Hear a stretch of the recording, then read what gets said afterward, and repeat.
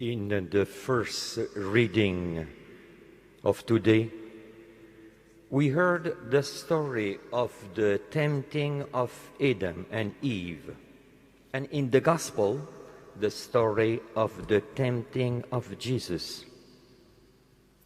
Jesus was the new Adam, who by his obedience restored for us the gift lost by the disobedience of the first man. It is what we listen in the second reading. Jesus was also the new Israel. Like the first Israel, he was tested in the desert. But whereas the first Israel failed after being put to test, Jesus remained faithful to God. Brothers and sisters, in fact, the story of the fall of Adam and Eve and the story of the tempting of Jesus are essentially about making choice. Before their fall, Adam and Eve enjoy full happiness, doing as they were instructed, the will of God.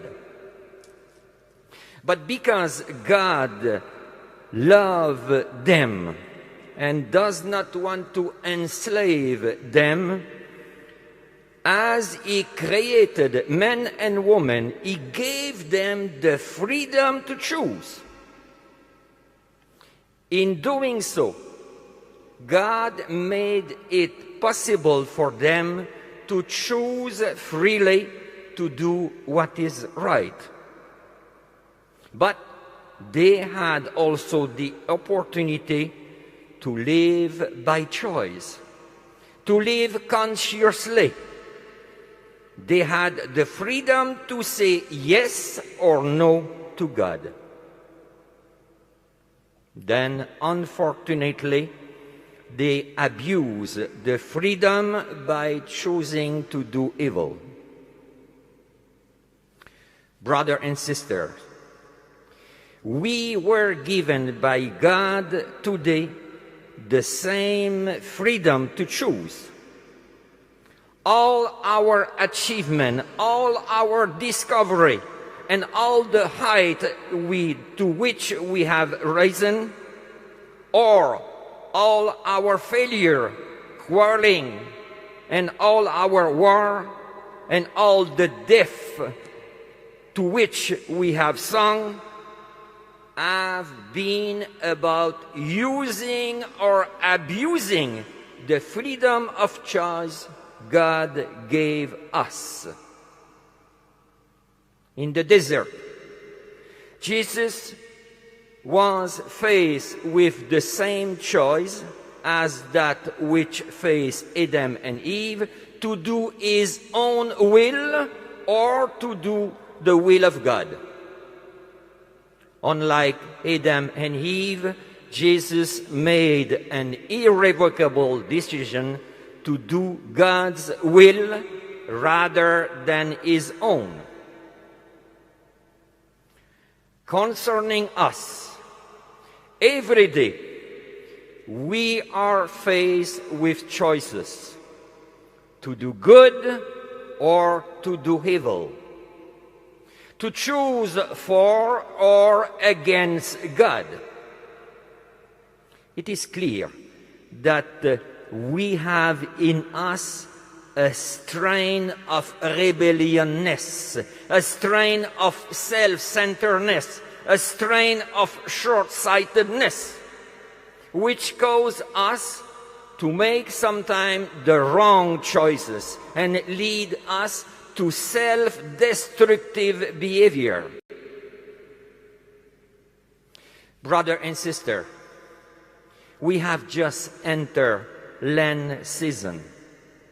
And when we think of Lent, we think of penance and conversion. The first thing we are invited to do during Lent is to acknowledge that we are all of us sinners. Nobody is perfect. The second thing that we are invited to do is to express concretely our desire to change our life. Let us take an example. We know that in order to help a fruit tree to produce more and better fruit, the tree needs to be pruned. Pruning time is a painful time for a fruit tree. But it is done not to punish the tree. On the contrary, it is done to make it more fruitful.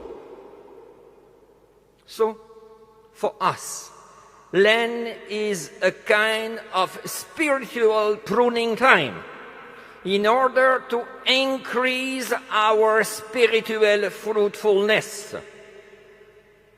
So, our penance practice during Lent have as their goal to lead us to a new and a better life.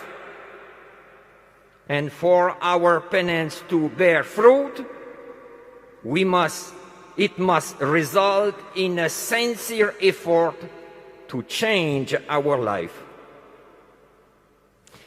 Lent provides us with a window of opportunity to look at ourselves, to see how we can become better follower of Jesus Christ.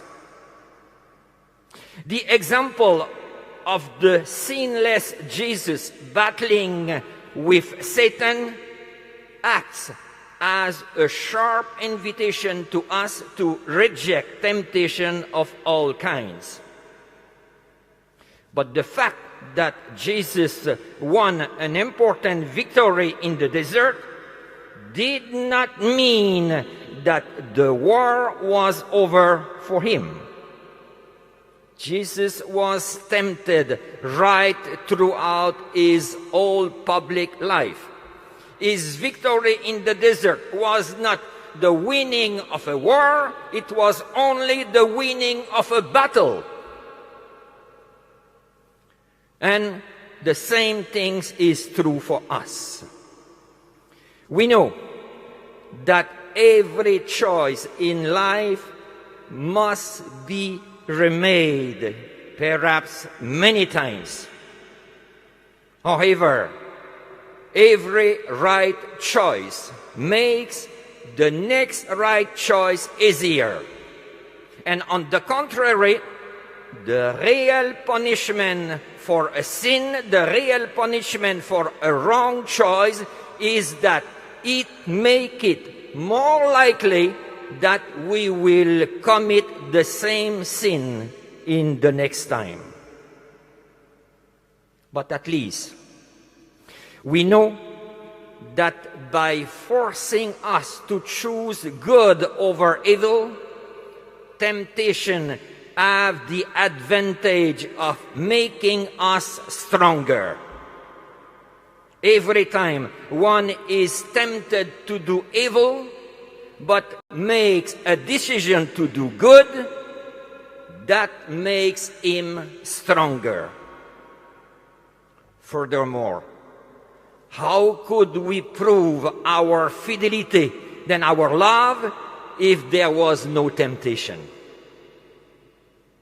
And at the end, we know that as long as we are on this earth, the battles against Satan, against evil, will never be over. Moreover, believe it, every victory against Satan will make us happier and nearer to God. Brother and sister, in spite of all the constraint imposed to us now because of the situation, in spite of all the restriction we have to face these weeks because of the coronavirus, let us have a good and a fruitful Lent season. Amen.